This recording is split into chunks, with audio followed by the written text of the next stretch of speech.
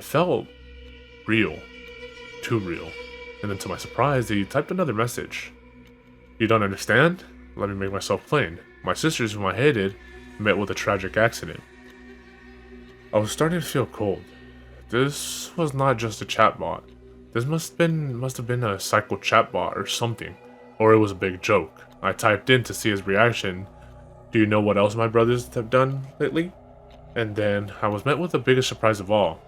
Darwin Clark responded again, only this time I could see his message being typed, like a ticker tape typewriter. You're an only child, David. What the actual fuck? I was seriously getting creeped out now, so I typed in, what the fuck are you? And the response simply couldn't have been made by an AI. It seemed too much like a human was actually talking to me. Let me tell you a story. Do you know what happened to your house's previous owners? I sat there like an idiot staring at the computer, awaiting a response. The same that happened to my two sisters. Remember, I despised both of them. That was it.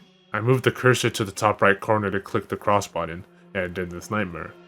I was relieved. I had only been talking to it for 5 minutes, but it seemed like 2 hours. But when I tried to shut down the PC, the unthinkable happened. The computer became unresponsive. It went all glitched and fucked up. Worse still, the chat room opened by itself. I got another message. And by this time, I was sure to be hallucinating by now. You have not heard everything yet. I scrambled at the keyboard. I was losing my mind. Are you fucking with my computer? Stop. This is seriously not funny. Finally, I think this is where it happened.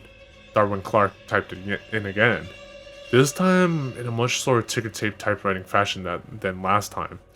I could hear nothing than my own heartbeat. It intensified more and more with each passing letter. My face was practically melting with sweat. As I focused more and more on the letters as they were being typed, the horrified expression on my face would have become so visible. I think I remember seeing it in the reflection of my laptop. The final message that he gave me, which lost me my sanity and ruined my health, was, look behind you. I remember feeling as if everything around me was slowing down. I was really worried. Part of me knew that there would be something behind me, and a smaller part tried to assure me that there was nothing there. I shut my eyes and clenched my teeth violently together and then shot my head back like a bullet. Nothing. Absolutely nothing.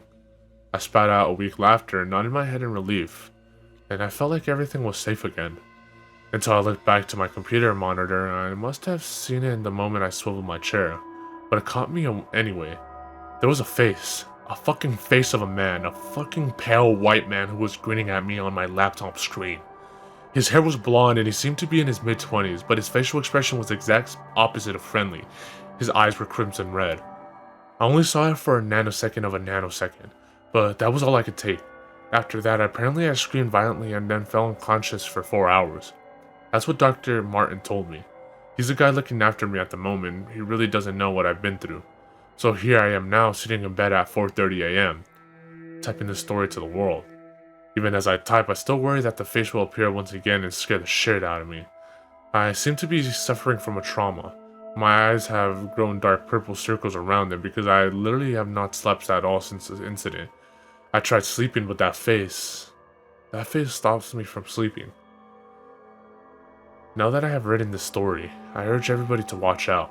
If you see a red CD-ROM case, throw it away. Do not open it, and do not use it. I am now going to jump out a 3rd-story window. I can't take this anymore. I'm fucking scared. I want to die now. If anyone tries to resuscitate me, then fuck you, too. And do not, I repeat, do not go looking for Darwin Clark. He may not be real, but he can drive you insane. You have read this message. Do not look for Darwin Clark. If you find him, you will lose your mind.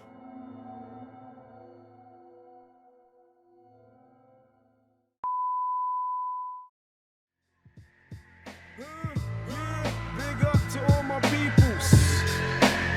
I done dug into my bag of tricks, came up with some different skits. Not your average mafia, I be on some different shit. You know I'm pimping shit that make you use your mind. So if you can fill in the blanks, do it when it's time. Come on. 1, 2, 3, 4, 5, 6, 7. Feel like I'm in hell, but I wish I wasn't. Yeah, you got it, now knock it while I rock it. I stick plugs in the socket and money in my.